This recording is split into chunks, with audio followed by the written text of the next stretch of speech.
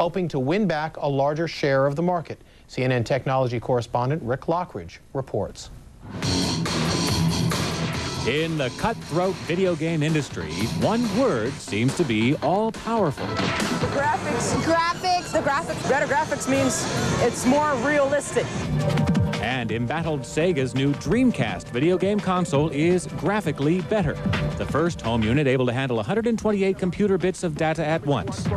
Twice as much as the Sony PlayStation and Nintendo 64 machines that dominate the $12 billion a year U.S. video game market. 60 frames a second, which is twice the speed of a TV. It equals graphics you've never seen before. When you watch a football game, it looks like you're watching a real game on TV.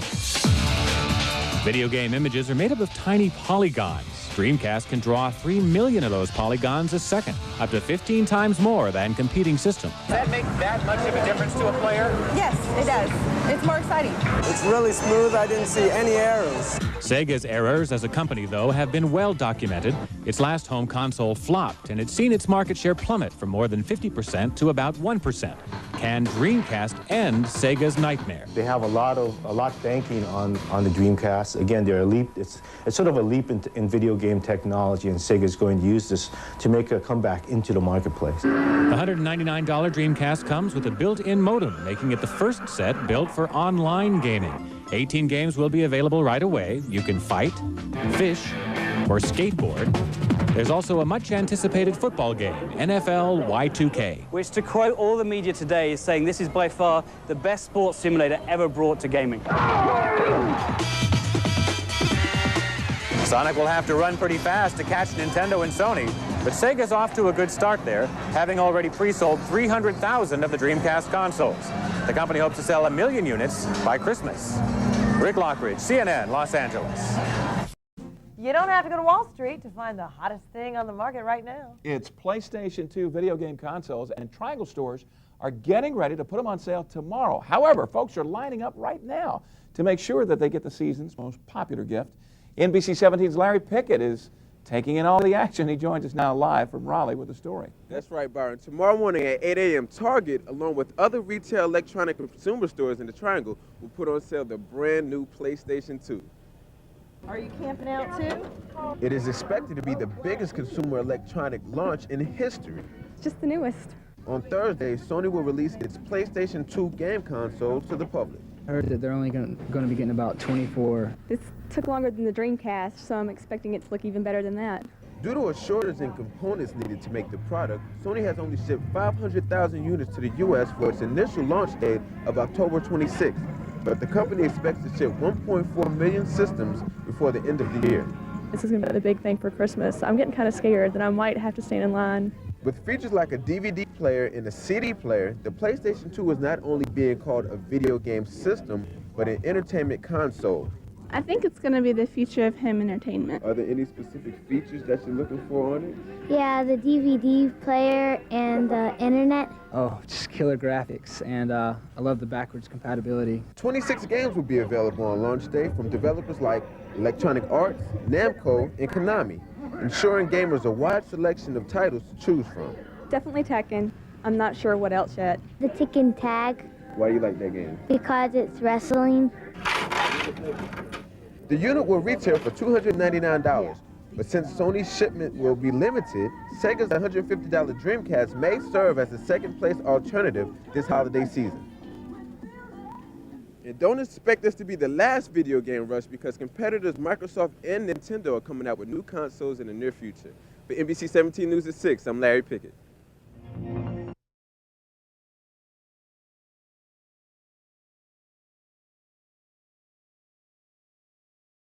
Nintendo's Game Boy Advance launches today here in the U.S. The long-awaited mobile gaming machine has some rather impressive features. Our gaming experts, Extended Play's Adam Sessler and Tech TV Lab's Ray Weigel, are over at the demo lab set, ready to give us an in-depth look at the Advance. Gentlemen? Yes. Start your Game Boys. All right, we've started. Well, today is the day where handheld gaming has taken another leap forward with the Game Boy Advance. This is from Nintendo, and well, Ray was quite impressed with it and gave it 5 out of 5 in his demo. I may ask about the feelings, but how about you go ahead and first give your... Yeah, I looked at it all weekend, talked with all Adam's cronies on Extended Play, and we decided to give it 5 out of 5 stars. Now, take a look at this. This, the old Game Boy, if you can see this, the old Game Boy was an 8-bit processor. This new one has a 32-bit processor in it, which means that in my hands now, I'm basically holding a Super Nintendo Entertainment System, which used to be a big console, but they've taken all that technology and shrunk it down into your hands. Now, with the 32-bit processing power, you can see the graphics. Let me see if I can get this light a little better. Adam will talk about that in a minute. Light's a little problem. But we can get 32,000 colors on this bad boy. The Game Boy Color, 56 colors. And the resolution on this is 240 by 160 pixels, where the Game Boy Color was only 160 by 140. But as you can see here, we're having some light problems. And Adam, what do you think about that? Well, this is, no. First off, by saying I do like the Game Boy Advance. This is also the only game in town, but due to the fact that it's from Nintendo, even if there were other handheld gaming systems, this will probably be the best. But they still have repeated the same mistake that they made with the Game Boy Color, which is it's not lit from underneath, which means that you have to have a light source directly hitting the top of the Game Boy Advance, and that can be a real problem, especially if it's nighttime, but even getting the right kind of light source. There are ways around this. They have worm lights, but I really find that it really does detract from being able to sit and play the game for a while. I was trying to get over the weekend, and just sitting in my room and trying to play by the window, I was having to contort myself into strange yoga positions, and then, you know, the sun goes down over time, and so I'm having to move around. I feel like, you know, one of those dials that the Greeks used to use. As you can see right there when we were showing it off, the light is not the best on it. I still like it, and after talking to everybody on Extended Play, 5 out of 5 stars. And like Adam said, it is the only game in town, so, you know, eventually I'm going to own a Game Boy Advance, and I'm pretty sure that eventually Adam's going to own one, too. So we do like it, but the lighting is a little shady. You might need to get an extra light for it. Yes, I would say so. And once again, there's quite a few games out. Many of these games are games that have been used before on the Super Nintendo system. And that was considered the golden era of gaming. So there are some great games, so maybe we'll see some more innovative stuff in the future. Yeah, great. Thanks a lot. At the moment to try to knock off Dance Napthine, and this is just another example. Gareth Boreham, 10 News. Microsoft's multi-million-dollar entry into video games, the Xbox, has taken Australia by storm. The state-of-the-art home entertainment system has been snapped up by thousands of computer buffs around the country. Microsoft's long-awaited Xbox has arrived. In a midnight frenzy, hundreds of video game devotees happily handed over almost $650 for the games machine, which is set to revolutionise home entertainment.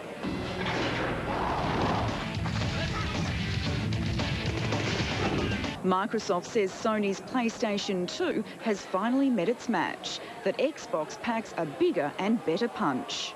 Not only can you play games on Xbox, but you can also play back DVD movies, listen to your music CDs, connect to the internet for online gaming.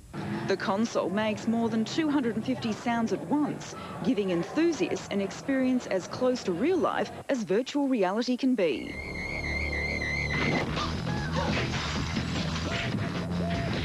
Microsoft have really come through with the goods on this one, and it's so real to be playing these games. It's just unbelievable. Similar scenes in Sydney. Hundreds of computer junkies stormed Maya Grace Brothers to snap up the high-tech toy. The pace not quite as furious in Adelaide, but enthusiasts determined not to miss out. Xbox first took the world by storm in New York in November last year. Microsoft Supremo Bill Gates confident of its global success. Thank you, guys. Giving me a life. Thank you. Tonight it's Europe's turn for the X Factor.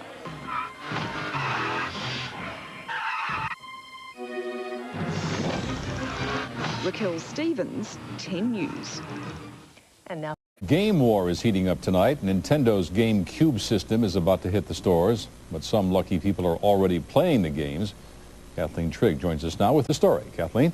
Well, Rollin, it's all part of a $75 million marketing campaign designed to convince video game fans that GameCube is better than the competition. And tonight they lined up outside a New York nightclub just to get a sneak peek. It's any video game fanatic's dream, a club where the music is blaring, lights are glaring, but instead of dancing, these club goers are getting down with a sneak peek of Nintendo's latest invention, GameCube. This is awesome. This is video game heaven. True Nintendo lovers like Irshad Hamid lined up as early as noon today just to be the first inside the Soho nightclub. We're just waiting for the GameCube to come out. Everybody's so anxious to play with it and everything. Once inside, game fans say the experience was nothing short of exciting, with 32 big-screen, high-definition Panasonic TVs, each featuring one of Nintendo's highly anticipated games. What have you played so far? I've played Super Smash Brothers. So how is it? It's pretty good. It's very good. This year, Nintendo is featuring everything from Super Monkey Ball to Wave Race, which lets players get a little wet and wild. And old favorites, basketball and football, look so real, you feel like you're part of the action. So what do you think? It's very realistic. It's better than any other system that I played before. So what is it that separates GameCube from its competitors like Sony PlayStation 2? Many of these video game experts tell me it's all in the controls. No, actually, it's very easy. Once you memorize it, press start. Once you memorize it, you know where everything goes. But Nintendo says ease is not the only feature separating their newest game from the rest. This, I think, pushes the envelope of reality. The system, I've had people when I was doing shows in Houston walk up wondering who was playing football on CBS. That's how real it was. I was one of those who made that mistake tonight. Well, GameCube will hit the stores in just about 10 days, but it's going to have some stiff competition with Sony PlayStation 2 and Microsoft's new Xbox, also expected to be big hits this year. Now, one thing you should know, at $200, GameCube is $100 cheaper.